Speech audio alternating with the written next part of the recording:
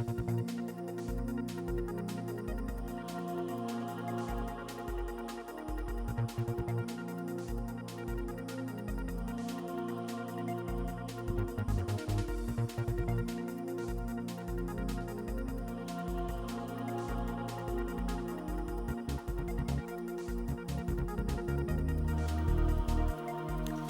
morning, everyone. I am Shannon Silverman, a director with the League of Women Voters in Arlington Heights, Mount Prospect, and Buffalo Grove areas.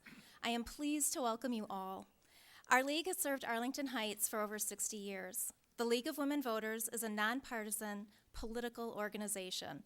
Our goals are to encourage informed and active participation in government, to increase understanding of major policy issues, and to influence public policy through education and advocacy.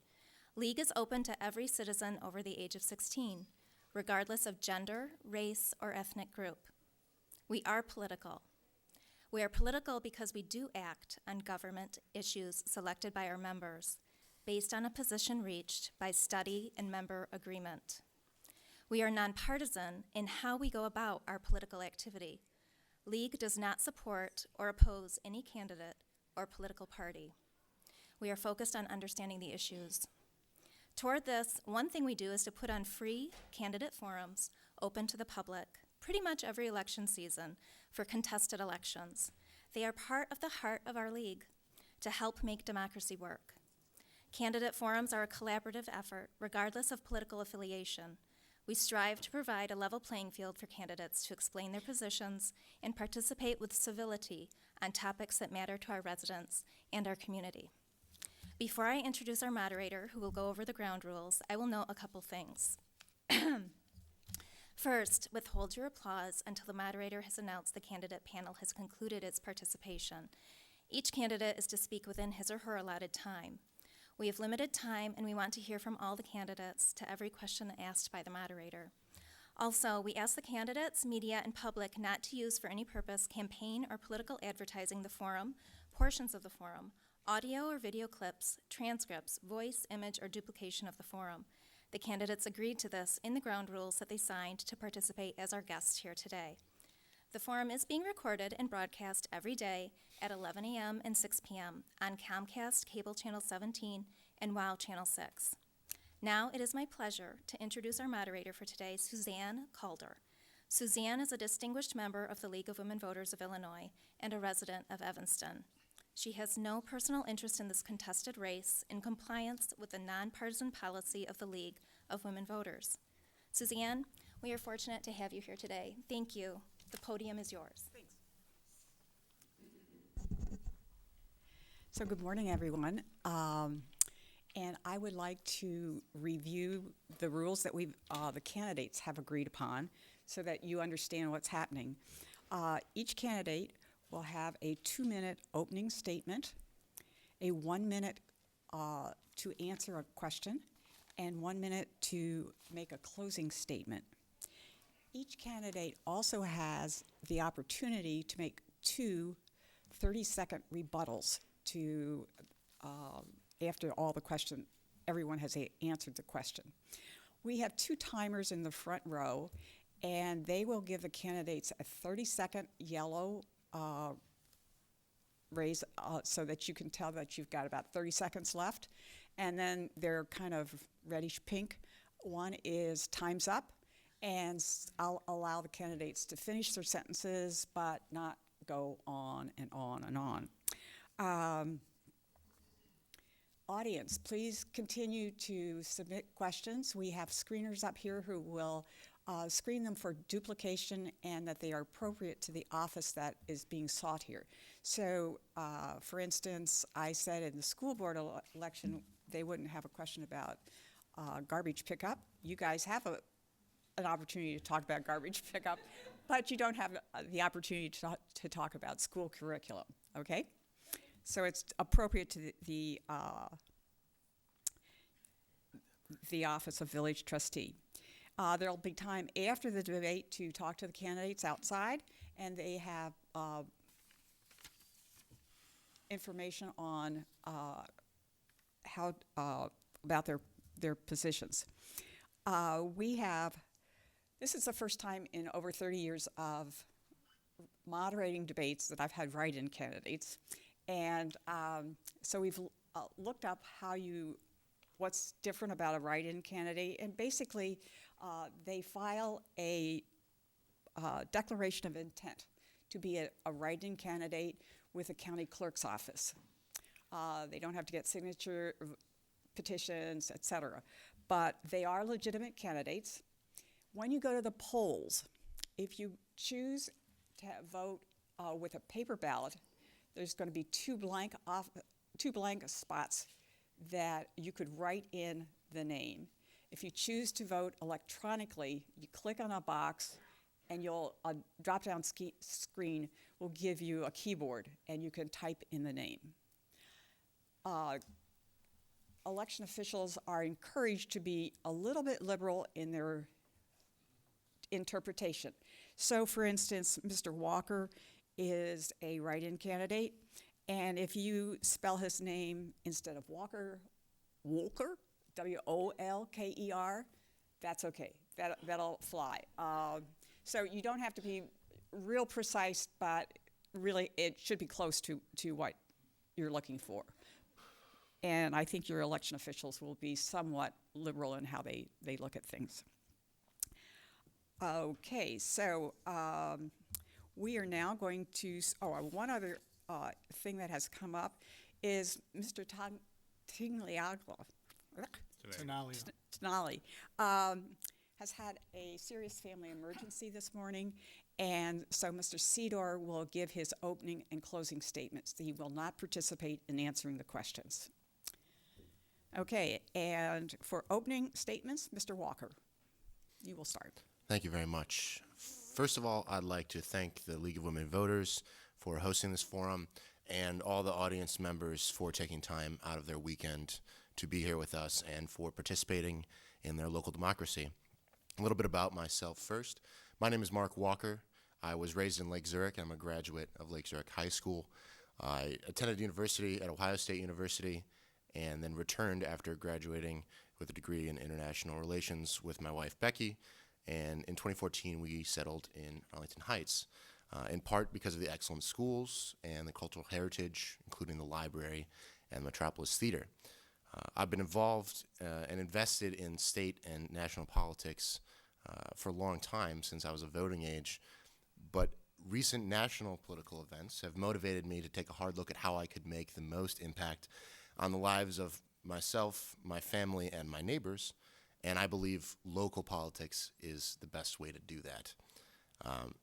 Local politics in Arlington Heights and across the country is currently dominated by voters and residents of age 50 or higher. And while that perspective is inarguably valuable, it is my goal as a candidate and as a trustee to promote education and civic engagement for all our residents and citizens from school age through on to our seniors, because I believe it is a benefit to the voters and to the village to have as many perspectives and viewpoints as possible represented in the government. It has been attributed to former President Truman that decisions are made by those who show up. And I appreciate you people here showing up today, and with your help, I hope to encourage many more of our neighbors and voters to show up and participate in our local democracy going forward and in this election. Thank you for having me. Thank you. Mr. Baldino?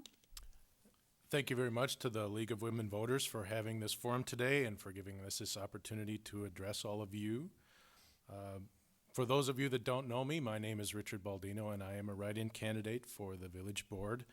My wife and I have lived here and raised our family here over the past 17 years, and I am deeply committed to this community.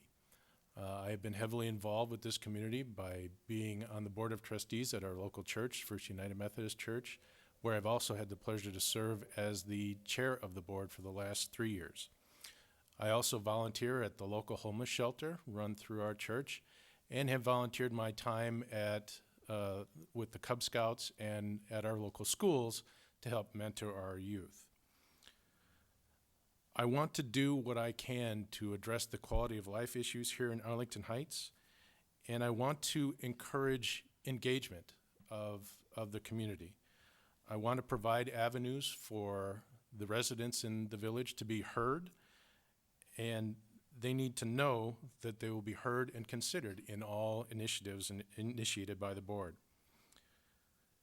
We need to have this discussion so that we know what people think. We need to determine what the right answer is rather than just making a decision. That's how we get to solutions, by listening to all points of view and taking diversity into account. I want to reassure you the kind of board member that I'm going to be. As a professional environmental chemist and as a scientist, I probe, I drill down, and I analyze and try to come up with the best solution possible. I care about what people think and weigh and respect how they are affected. I look to see how all the pieces fit together, and as a trustee, I will look to build consensus in the issues that come before the board. Thank you. Thank you. Mr. Glasgow. Thank you very much, and thank you to the League of Women Voters. My name is Tom Glasgow, and I'm a candidate for village trustee. Most of you know me, and if you don't, then you're welcome to take a look on my website and see what I've done. I'm not here to talk about my accomplishments. I'm here to talk about us. I'm here to talk about the village board and what we have done. We, all of us, have made Arlington Heights great. We, as a board, work well together. That's what the Daily Herald said when it endorsed us. All of us, we, the parks, the schools, the libraries, the businesses, and the people, all have made Arlington Heights what it is. The envy of every other place in the state of Illinois. We are a beacon of stability and fiscal responsibility in a state that has a reputation for being politically corrupt and full of fiscal mismanagement. We have all done this, all of us. All we have to do is flick on the TV and you end up seeing violence, but yet Arlington Heights is ranked as one of the safest cities in the entire state. Our fire department is ISO rated #1. Our schools produce leaders. We have world-class entertainment venues and dining options, and our downtown is such that a neighboring village official told me last week he would give his eye tooth for. We've done all of this while keeping your property taxes low and your property values high. We do it because we get along, and we put aside our personal differences. We put aside our political ambitions. We come together and we work as one. That's what Arlington Heights has a reputation for. And to that end, one of the most hotly contested issues we had in my last term was whether you get your garbage picked up once or twice a week. I mean, other villages would kill for these problems. We have done this together. We have built a great village. And I sincerely ask you, that's why I serve, and I would ask you for the opportunity to serve again. Thank you. Mr. Cedar. Thank you. And Jim would like to thank the League of Women Voters and all those who are here and watching from home. Jim was here this morning dressed in his Sunday best to address your questions personally. Unfortunately, he received a text message from his wife that his mother-in-law is failing, and the family was called to the hospital. So I'll be speaking in his stead this morning. Let me tell you a little bit about Jim. Some of it in his words, some of it in mine. Jim is 55 years old and is married to his wife Cindy for 29 years, and he has 4 children ranging in ages from 17 to 24. All of Jim and Cindy's children, as well as Jim and Cindy themselves, are products of Districts 25 and 214. Jim has lived in Arlington Heights for 46 years, and Cindy for 52. Jim wants to make it clear that you are not to imply that Cindy is older than Jim because she's lived here longer than him. Jim owns and operates Tinaglia Architects here in Arlington Heights, designing homes and commercial buildings, and he wants you to know that he absolutely loves what he does. I'm sure you've seen his signs on buildings and construction around town. Jim also wants you to know that as a young father, he made a conscious decision to get more involved in the community and began coaching soccer, like many of us have done. Jim coached Aces soccer for 13 years, and he states, I quote, that he became the best soccer coach of all time in Arlington Heights. Fast forward to 2013, when after serving for 11 years on the design commission, Jim successfully ran for trustee as a non-incumbent. He currently serves on the committee to build a police station and uses his architectural skills to keep costs low and the overall cost of the project tight. And he also helps in promoting, streamlining the village processes when you customers come to our village hall to have permits taken out for your home additions and what have you. Again, Jim expresses your thanks for your understanding in this matter. Thank you. Mr. Rosenberg. Thank you. Thanks to the League of Women Voters for putting this on today. I appreciate the opportunity to speak, and thank all of you for coming today. As many of you know, I've served the village as a trustee for the last 16 years. I have been serving the village for over 30 years with the Environmental Control Commission and the O'Hare Noise Commission, and I was appointed by the board by former Mayor Arlene Mulder to serve as a trustee for 6 months, and then have been elected 4 times. I believe this election is not about a single issue. The job requires us to be responsible to all the citizens of Arlington Heights. The village board continues to offer engagement to the community, encourage residents to come forth and speak their opinions as far as on various issues, whether it be on a project or a concern. We have engaged in additional transparency from the standpoint of the village. We have made significant strides from the standpoint of video streaming, electronic meeting packets, past meetings online for viewing, greater access to the village website for information, activities, and events. I'm a CPA by trade, been in CPA for 43 and a half years in public accounting. I was labeled the fiscal hawk by a former Daily Herald News reporter. I'm the guy that goes through the budget every year and reviews the various issues that come up. I look at the metrics of comparing items from year to year. I look at the number of roads paved, rehabbed, water mains, sewers being repaired. I was part of the involvement with the change from the village's fiscal year to a calendar year to help put it more in line with the village's tax levy. I attend numerous Chamber of Commerce events, was awarded in 2008 the Chamber of Commerce President's Award for my involvement in activity. I get involved with business activity and recruitment and retention. Thank you. Thank you. Okay, we'll go to the questions first. And Mr. Baldino, you will be first in line for this one. And the first question is, in light of the recent retail vacancies and the shift in retail industries to internet sales, what do you propose the village do to fill the vacant space to maintain our tax base? Wow, right off the bat. So there are a number of initiatives that the Chamber of Commerce takes in recruiting new business and retaining business. Also, the administration takes an active role in recruiting new business. There are a couple of issues that came up at the last Committee of the Whole meeting where there are some incentives that are given to small businesses that are meant to help encourage new business, small businesses, and retain small businesses here. My understanding is that they are not very effective because the application process is so cumbersome. So I would like to see that application process continue to be revised so that those incentive programs are taken advantage of to encourage new businesses to take up residence here and for smaller businesses to remain here. Thank you. Mr. Glasgow? Thank you very much. The rise of internet sales has caused a distinct problem for brick and mortar stores, and that's something that we've talked about extensively during my tenure on the board. It started 8 years ago, and it's morphed into everybody buying everything off of Amazon. One of the things that we ended up discussing, and I brought to the village board's attention and staff's, is that Amazon cannot provide, and internet sales simply cannot provide unique items that are specifically unique to Arlington Heights. Those are the things that we need to concentrate on. Additionally, one of the things that was not mentioned in the article with regard to our discussion is that despite these problems, we have had $1.2 billion in retail sales just last year. That is the highest amount of retail sales since 2002, I believe.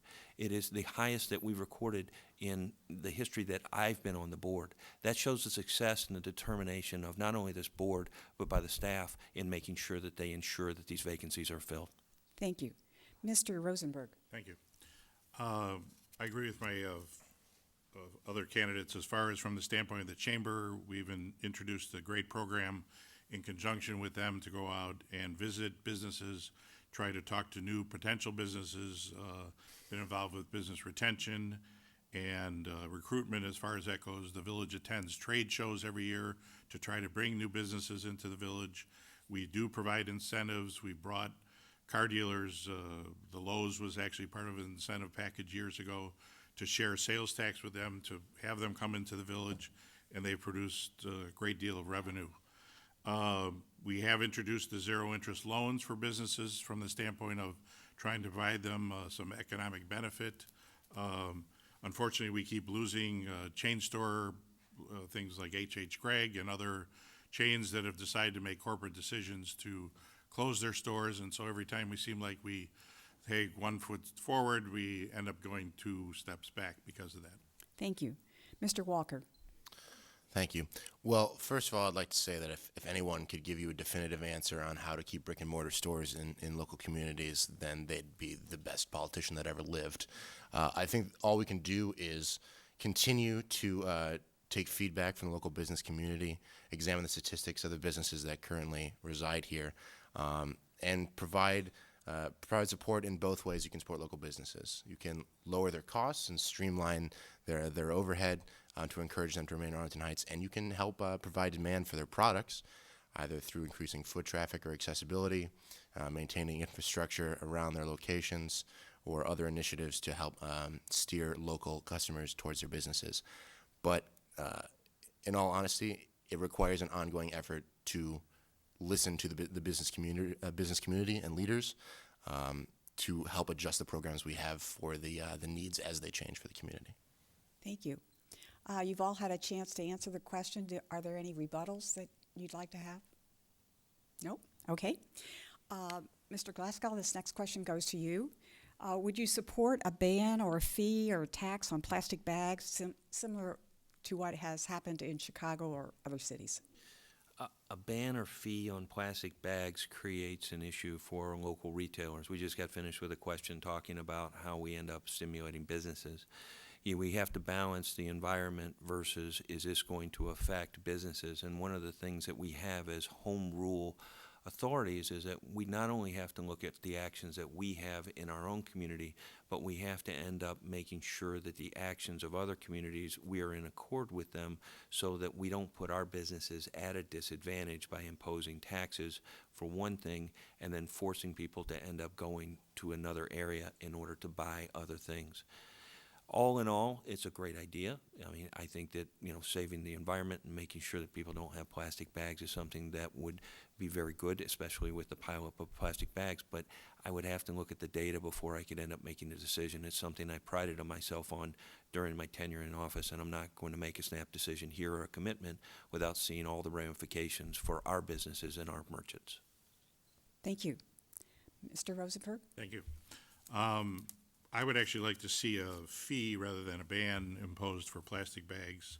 I think it encourages people to bring their own receptacle as far as for carrying things in businesses, but as Mr. Glasgow said, it is something that does affect the businesses in town, and if other communities are not doing that and we are, then it may drive those customers to other communities, but personally I don't think that may not be the case with just imposing a plastic bag fee or something like that. But it is an environmental issue.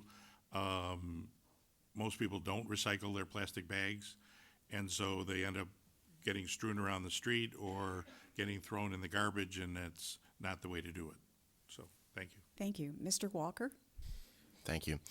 First of all, I'd like to say that I agree with Trustee Glasgow that it is important to make sure you have all the information on issues such as this before you make a definitive position, and the statistics and costs of various proposals would need to be presented to me before I could take a definitive stance. However, I do believe that investigating a fee on plastic bag use for local retailers is something definitely worth considering. The environment is a very important issue to me as a younger person, and I've been told that something's not a priority unless you prioritize it. If we can say we prioritize environmental protection, but we have to make the hard decisions on whether or not that's something we want to actually put in place and bear the costs that may come with it. I think it's definitely something worth considering, along with investigating, promoting biodegradable packages for our businesses and other materials that don't pollute quite as much as plastic. Mr. Baldino? Thank you. I would very much support, as has been said here, a reusable bag program that would involve some community education. I would be hesitant to ban plastic bags, and would also like to see impact studies that would talk about the business impacts for imposing a fee. But again, this is an issue that is bigger than just our community, and it's something that's important. So again, reusable bags, education, and promoting people to bring their own bags is what I would support. Thank you. Opportunity for rebuttal, anyone? Okay. So our next question goes first to Mr. Rosenberg. And there are two cards here, and one is a little bit broader than the other, does Arlington Heights need more affordable housing? And the other one specifies, should it be for people with mental illness and disabilities? And using the land on Boger? Boger. Okay, so combining those two, the one is certainly broader than the other. Affordable housing in general versus more specific populations. The issue of affordable housing is something that we as a board have looked at for years, and we actually require every new development that comes into the village to set aside 10% of their housing to be affordable. And we've instituted that along Old Arlington Heights Road, not far from the Boger project that's been proposed. The last project that was going to go in there was not able to pass muster from the standpoint of variances. And so the village is an advocate in the area. We have a housing commission that deals with that, and we have set aside funds to help people get affordable housing and make improvements to their home. And whenever there's an opportunity, the village is forthright in that. Thank you. Mr. Walker. Well, maintaining adequate levels of affordable housing is crucial to promoting a diverse community with voices of all ethnicities, ages, and socioeconomic statuses, which I think is of value to the community. As well, it was mentioned that these affordable housing units might be intended for use of those of the disabled or mentally ill. Those members of our community are disproportionately likely to fall into homelessness or spend time on the streets. And one of the best ways to help them get their lives back together is to give them a permanent address, or at least promote their ability to sustain a permanent address. It gives them stability in employment and helps promote their mental health and physical health going forward. So I do support maintaining adequate levels of affordable housing and seriously considering proposals to increase that supply in Arlington Heights. Thank you. Mr. Baldino? Thank you. As has been mentioned previously, our community is becoming more and more diverse, and so more affordable housing is definitely something that I would support, as well as supportive housing for those folks who are either homeless or were homeless, and helping to prevent them from going back to a homeless state. Supportive housing also helps those with mental disabilities, and that is also something that I would be very supportive of. As I said before, I volunteer at the homeless shelter, and I see those folks, and extending a helping hand is one of the reasons that I participate in that volunteer effort, and so would like to see that continue. Thank you. Mr. Glasgow? Thank you very much. Arlington Heights is unique in that we do have a housing commission that Mayor Hayes ends up appointing people to in order to look at specific problems such as this. And as Trustee Rosenberg said, we set aside a good amount of our area for affordable housing. Affordable housing and mental health somehow have a stigma attached to them. Mental health, prior to working as a trustee and being a trustee, I used to represent people pro bono in housing court against Ernie, our village prosecutor. And some of those people that needed help and had mental health issues were here from Arlington Heights. And mental health is a very broad issue, and there's a stigma attached to it that for some reason people think that they're scary. They're not. They need help. That's all they need is help. And as has been stated, unfortunately these people have a disproportionate propensity to fall into homelessness. Housing units that have mental health and have mental health attachments to them generally end up assisting these people to get back in their streets and make sure that they can get back to work and take their medication and be productive citizens in Arlington Heights. Thank you. Are there any rebuttals? Okay.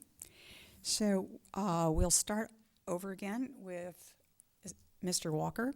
And our next question is, how can the board assist in promoting more racial diversity on our police force and fire protection force? That's a good question. First of all, I'd like to say that I think that is a very worthy goal. I think maintaining a diversity of viewpoints on our police and fire protection units is crucial to helping them connect with the citizens that they represent. I think it comes down to education and promotion of those services to our local populace. You see lots of small boys and small girls say they want to be a firefighter or a police officer when they're 6 years old, but you don't see it as often when they're 16 years old. So I think a greater access to the police and fire departments, to our young citizens, and helping promote what they do and encourage people to investigate that as a career, especially to our minority communities, is important to helping encourage them to move forward as a public servant in those options going forward. Thank you. Mr. Walker? No, Mr. Baldino. Sorry. Thank you.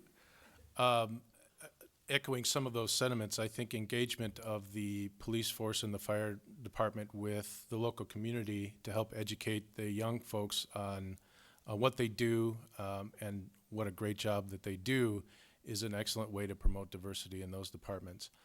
I would, encourage them to increase their community involvement programs and hope to see them engaging with the diversity, again, that's developing in our community. Thank you. Mr. Glasgow? Thank you very much. I'm in a unique position sitting on the board that I am in court almost every day. And I can tell you firsthand from the police and the firefighters that come and testify in court, we do have a lot more racial diversity than we've had in the past. And it's something that I'm very happy to see. The younger generation is getting more involved and are becoming more, taking that particular path to becoming law enforcement officials, to become firemen. It's something that I see on a regular basis. Are there things that we can work on? Yes, but there are things that we can end up making sure that we get the best qualified candidates. I think getting the best qualified candidates for our village, and the fact that we've been ranked number 2 in the entire state, or I believe one of the 2 in the entire state for the safest places to live, and with our fire response time being one of the lowest in the entire state, then I think that we have done a great job in getting the best qualified individuals for the job, which is incredibly important to you, the citizen. Thank you. Mr. Rosenberg? Thank you. As was mentioned, we have increased our diversity on both the police and fire departments. The job requires actually more education than it ever did before. Most of the people that come into the job have some degree of police or fire science degrees. In order to be promoted, they have to even have master's degrees, most of the cases, in leadership and other skills. So we have seen that occur in many cases. As was mentioned, we are one of the finest police and fire departments in the country and in the state. And the police and fire board that do the interviewing, they're very tough as far as on the criteria that they look at. But I think they're fair as far as that goes. We've seen a number of candidates come in from other areas, Chicago and other communities that have come to Arlington Heights because of the kind of departments that we have. So I think we are doing a good job in that area. Thank you. Any rebuttals? Yes. Mr. I Walker. have one thing to add. As I'm sure everyone can see, no one on this panel today is of a particularly diverse persuasion. In this respect, I think the most constructive way to develop concrete programs to increase diversity in our police and fire forces is to speak to current members of our police and fire departments who are of diverse backgrounds and ask them how they came to that career choice, how they might encourage others like them to move forward in that same career choice. I don't want to claim to speak for them, and I think that's the best way to find concrete solutions. Thank you. Okay, the next question goes first to Mr. Baldino. And talk about flooding issues. Would you support a stormwater management fee to pay for the infrastructure upgrades and maintenance? And if so, would you favor a flat or a graduated fee? So stormwater management is a serious issue here in the village. We have an aging infrastructure, and with more and more pavement going in over the city, there's less and less space for the stormwater to go. It's something that the village is going to be facing here in the near future, and a flat fee to help pay for any improvements would I think be the way to go. I'm not sure exactly how the village is planning to pay for this yet. I know that there's a study that's been returned, and we're just in the beginning discussion stages of how to address the issue. And so until we have a plan in place, I think it's premature to say we're going to pay for it this way. Okay, thank you. Mr. Glasgow? Thank you very much. So you understand some of the infrastructure issues in Arlington Heights. The center of Arlington Heights has a combined sewer, and when you go to the outlying districts, the newer sections of Arlington Heights outside the city, they have separate sewer and sanitary and rainwater collection. The middle portion is part of the older system, and we have ended up doing some extensive studies. We have, since the 2011 rains, that almost everybody got flooded during that period of time. We have taken a good hard look at stormwater. Stormwater is something that is incredibly important because you get different types of backups. You get basement backups, you get structural backups, you'll end up having street flooding. These are things that we have taken in a very metered approach to take a look at this from the long-term point of view, because we're talking about, if we were to rip up everything in Arlington Heights, we would have about $110 million worth of construction work to do within the village. As such, the report that was put out says that we have about $38 million, and I think that we should have a flat fee. Thank you. Mr. Rosenberg? Thank you. So as was mentioned, the current projects before us approximate $35 million in cost as far as if we were to do all those. One of the means to do that is a proposed stormwater management fee. A flat fee would probably be the best approach. It could be tiered up to the extent of start smaller in 1 year and gradually increase, but it would be a flat fee for all residents.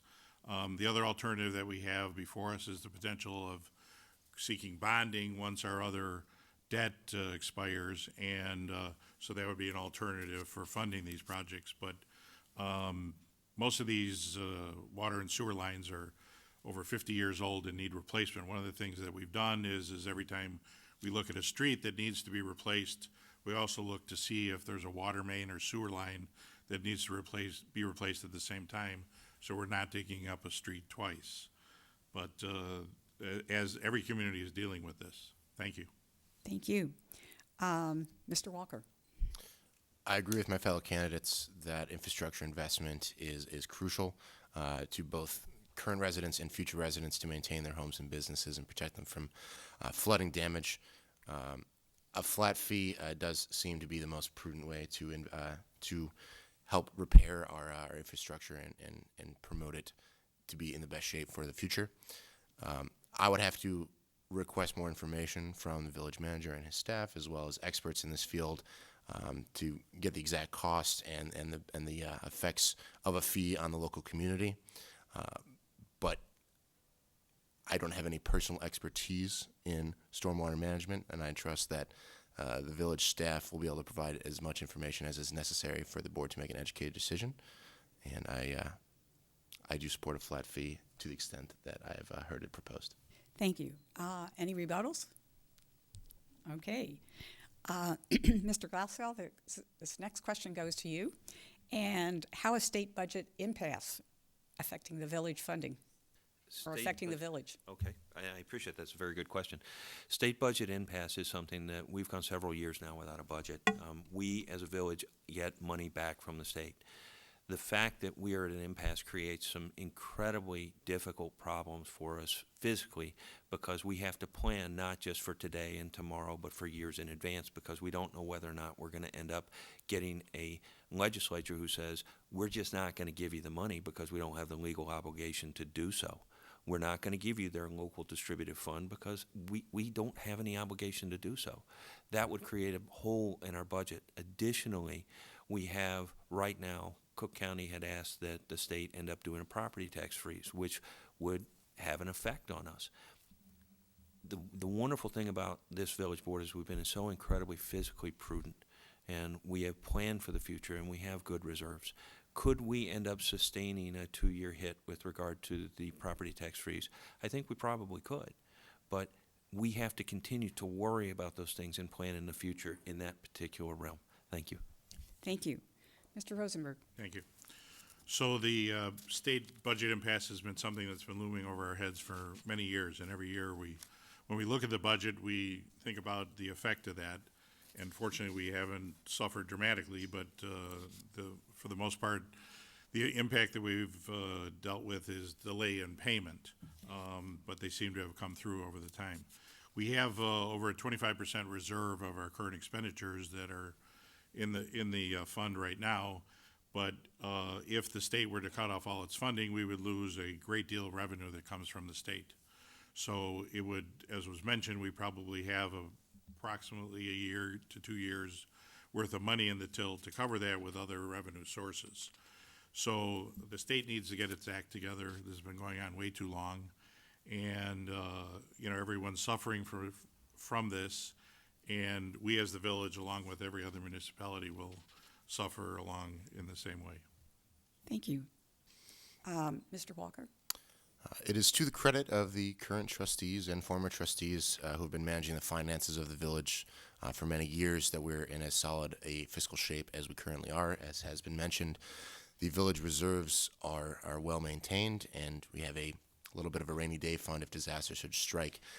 I think all we can do at this point is to continue being fiscally responsible and planning for the future and trying to expect the unexpected. Should the state cut off all funding, we'd have to cross that bridge when we come to it and allocate the funds as we have them and investigate options to raise more revenue in the future. But I think staying the course as it currently is being taken is the best decision right now. Just make sure we maintain our fiscally responsible position, maintain our reserves, and plan for the future as much as possible. Mr. Baldino? I would echo the sentiments of the trustees that are here and the other candidates. This village has done an excellent job of being fiscally responsible, and I would like to see that continue. I would like to help that continue, and we are in a good financial position. If the budget impasse with the state continues, that, as has been said, is going to create burdens on all of the communities in the area, and we will have to cross that bridge when we come to it. Okay, thank you. It's time for closing statements, and I still have a pack of cards that I haven't gotten to.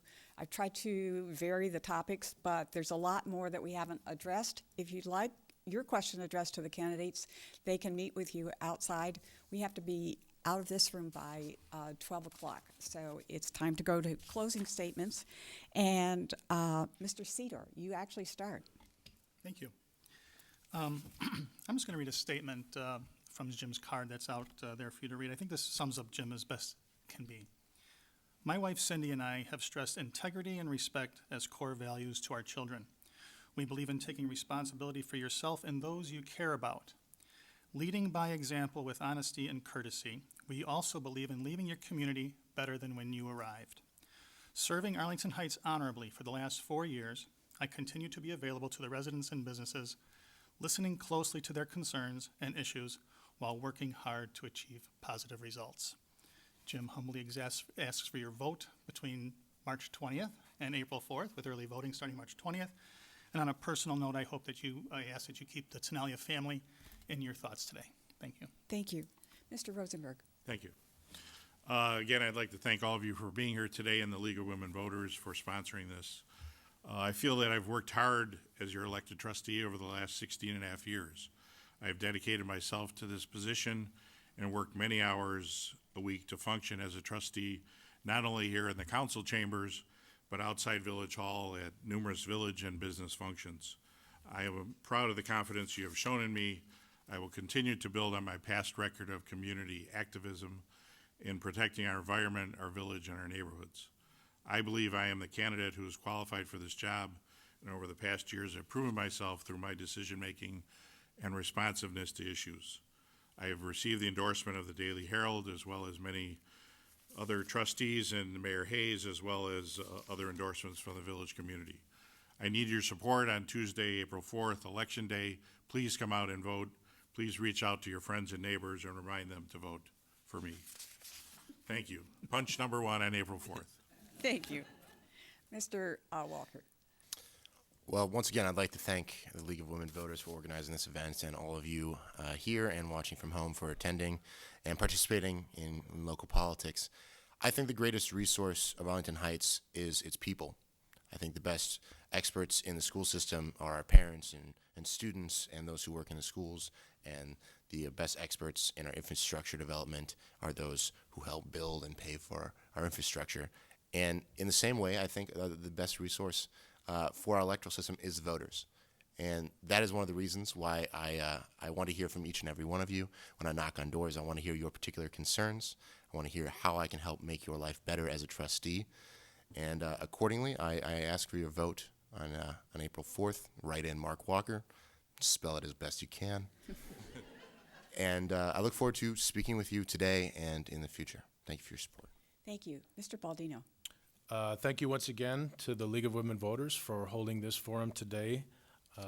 And I want to emphasize that I am dedicated to engagement of our neighbors here in the village, and that I am dedicated to building consensus in the community, as well as being fiscally responsible on the board. I hope to stand before you in 4 years, if you are kind enough to elect me to the Board of Trustees, to stand before you and say that I made a difference in the quality of life here in the village of Arlington Heights. I appreciate your support, and I ask for your vote on April 4th, unless you choose to vote early, starting March 20th.